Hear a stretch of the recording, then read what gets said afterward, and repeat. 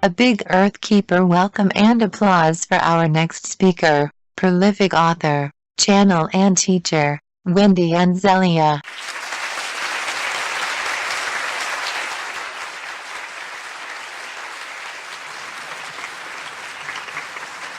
As you can see, my name is Wendy Ann Zellea. I'm a literary channel and luminary. The information I bring through in my writing not only has significance, but because it's channeled, it also contains codes that may elevate the vibration of those hearing or reading the words that I write. I live and work in New Jersey, where I'm also an IT professional in a Fortune 500 real estate company. It's a good balance, it keeps me grounded, and I get to shine my light where it's needed. This morning, I'm here to talk about something which I believe everyone has experienced one time or another in their life: overcoming fear. Fear is an emotion that vibrates at a non-life-sustaining level. As a result, it significantly reduces one's light quotient. It weakens the light body, and it interferes with the connection that one has with their higher self. Fear is the opposite of love. Fear separates individuals from the source of all creation.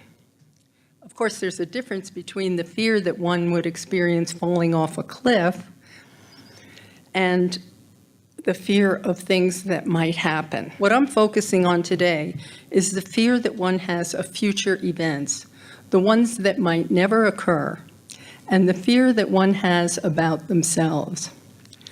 There's so many unfortunate things that can happen in a lifetime that if you focus on fearful energy, you'll remain in a weakened, negative state of mind most of the time.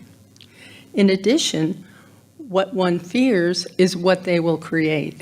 As masters, which we all are, it's the responsibility of each of us to overcome fear so that we can hold the light, now more than ever. Fear is learned. A child is not born afraid. They become so as a result of outside influences. When I was younger, I was relatively fearless, to the horror of my parents. I followed my own path and did things my own way. Many times it was painful, difficult, and lonely, and other times it was exciting and fun. What kept me going was the certainty that I didn't want to be like everyone else, following the crowd. I didn't know what I wanted, but I knew what I didn't want. Over time, things became easier, and I began to see that there was no need for struggle. I perceived myself as an amazing person who'd taken the chance to follow my own mind and had survived. I began to be proud of myself for my courage. In order for one to be on their path and fulfill their life purpose, they must let go of fear. Then, they must once again find their center and become balanced. It's only one's choices that make them who they are. I've spoken to any number of people that had personal soul stories describing some type of trauma, struggle, or misfortune that they've experienced in their life. However, what distinguishes one person from another is not what happened to them or even what they've done.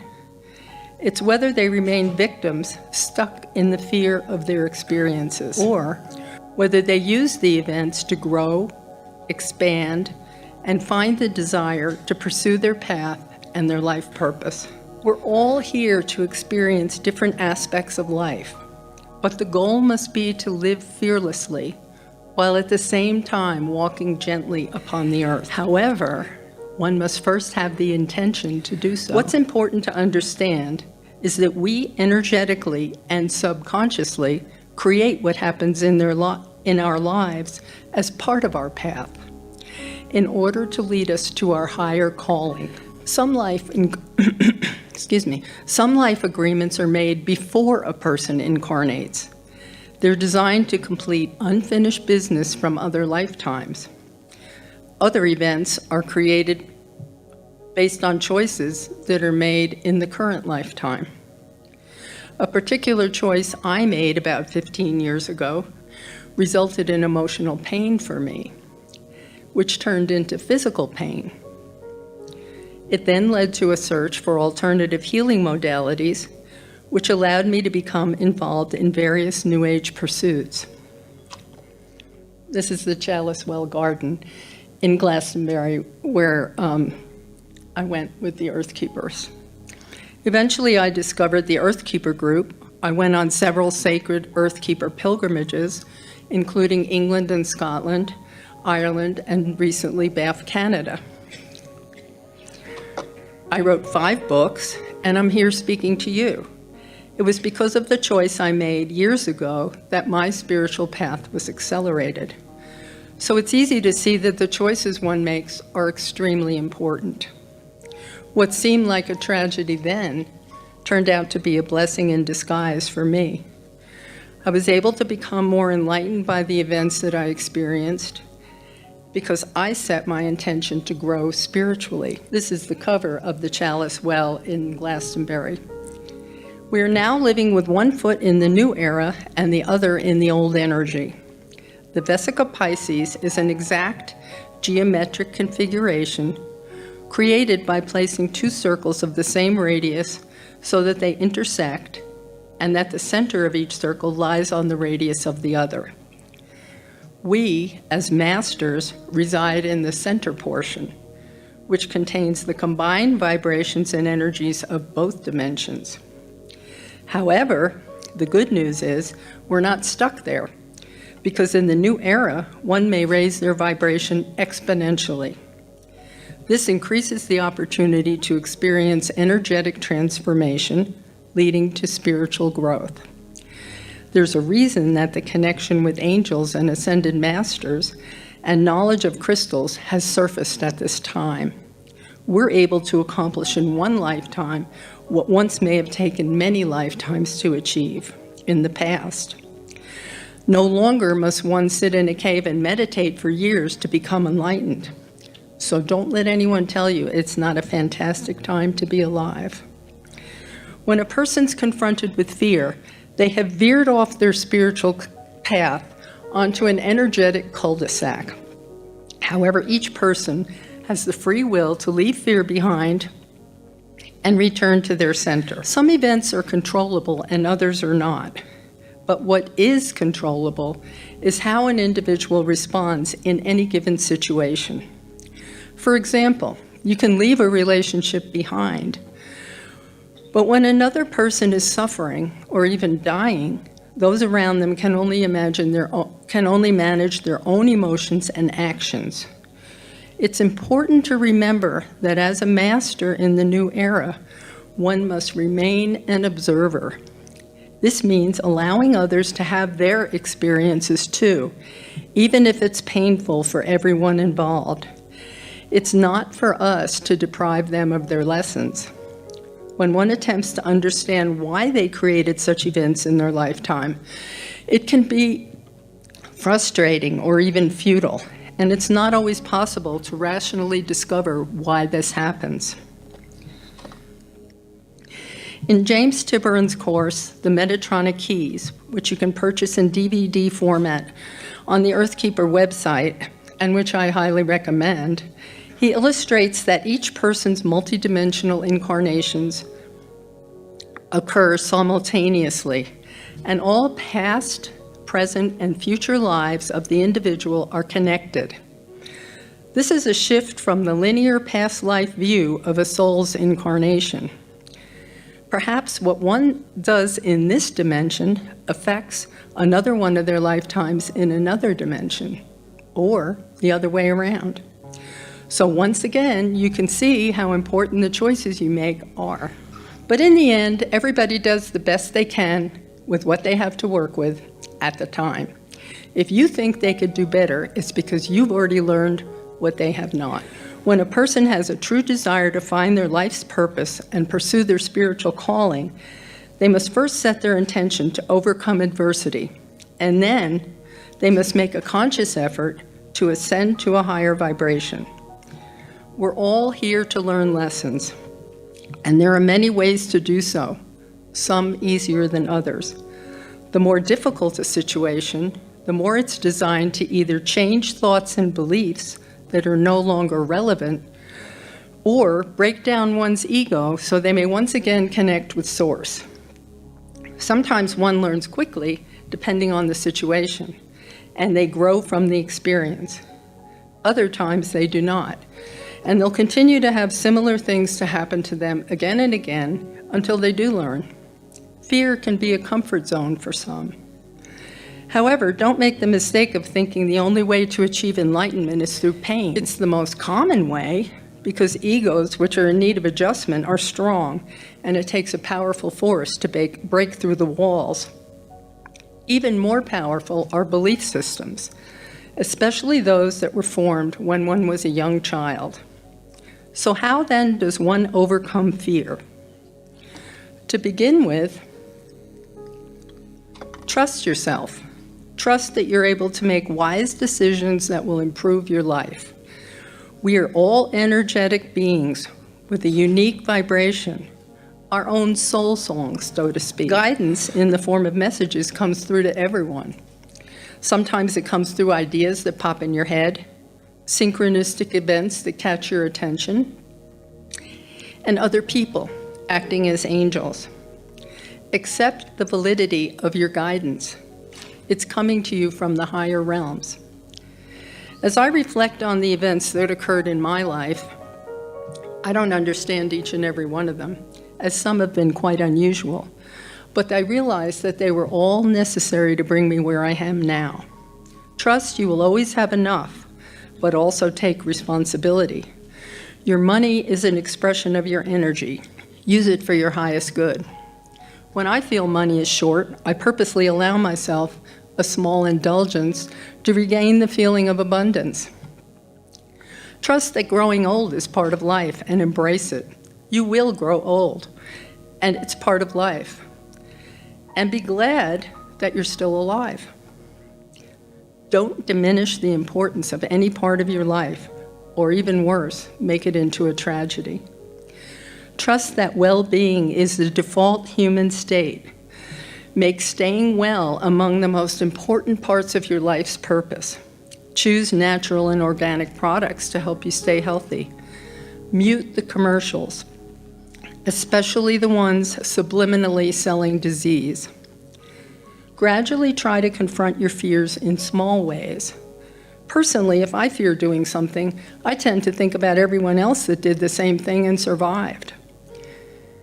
I have a friend that went skydiving to overcome her fear of heights. I'm not recommending that. Just telling you. Believe that you're safe and ask the angels to protect you. You'll feel them around you as soon as you do. Don't be dissatisfied. Instead, start loving every aspect of your life, and you'll create a life that you love. And don't fear death. Grieving is a process, not a permanent condition. Grief is the energetic and emotional withdrawal that occurs when the vibration and resonance of one person is removed from the third-dimensional reality of another person. The universe is perfectly on time, and this includes the moment a person is born and when they pass away. No one leaves before his or her time. Therefore, death should not be looked upon as something unnatural or untimely. Yes, of course the person will be missed, sometimes terribly, but their leaving is not a cosmic mistake. Agreements are made before a person incarnates, and dying is one of those agreements. Avebury, England, my favorite stone, the moonstone. Be present. Awareness is the degree to which one is present. What we are aware of is consciousness, the raw material of existence. If you go through your day thinking ahead of all you have to do, rushing around, getting here and there, unless you're totally focused on what is happening, you're missing part of your life, and also blessings that are coming your way. When you're fully present in the moment, you'll find yourself going through each day in a walking meditation. Truth is what one chooses to believe. The only absolute truth is there is no absolute truth. At this time on Earth, many are trying to hold on to lower vibrating energies because they fear change. When one is a seeker and they discover that a belief no longer serves them, they move to a higher one. What is important is to discover what's true for you in the present moment, for it will change. But change is good, so be flexible and ready for what lies just around the corner. Embrace the shifting truths that are born as you walk your path as a master. Life is a dance. Learn to move with the rhythm. That is how you will find your life's purpose. When you do, it'll be as if you've been walking through the woods, not knowing which direction you were headed, when suddenly you come upon a path, and you know it belongs to you, and you must walk upon it. By nature, all living things seek balance through moderation. In fact, moderation is the highest human state. A quote from my late father. In other words, we want to be good, but not too good. Therefore, when there's an imbalance, actions must be taken to restore it. It's an underlying requirement of survival. The goal of spirituality in the third dimension is achieving the highest human state. And we get a taste of it in moments of synchronicity that occur when we're in perfect balance, acts of forgiveness, appreciation and gratitude, being oneself, and most importantly, being kind. Overcoming fear is accomplished by achieving a vibration that resonates with and allows one to become attuned with their heart center. When we think through the heart, our thoughts manifest through feelings and are monitored by the solar plexus. In other words, who feels it knows it. Humans have moved into the new era. When you embrace the inevitable changes that lie ahead, you're able to fearlessly proceed with a sense of wonder into the unknown. There currently exists, and the number is growing, many individuals and groups who realize that their purpose on Earth is to contribute to the transformation, transmutation, and evolution of the Earth and its inhabitants. We are the ones who are paving the way for humanity to move into the higher realms.